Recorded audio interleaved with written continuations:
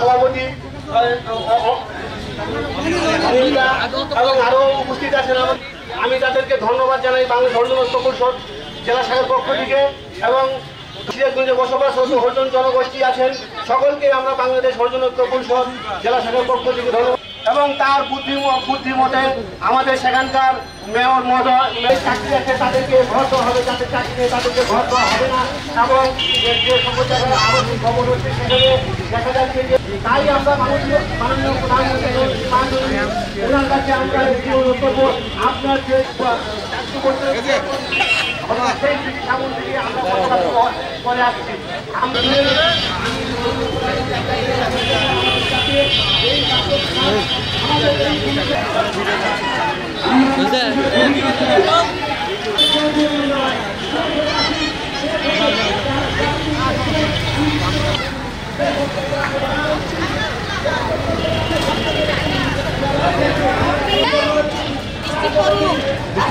Joy Bangla, Joy Bangabandhu.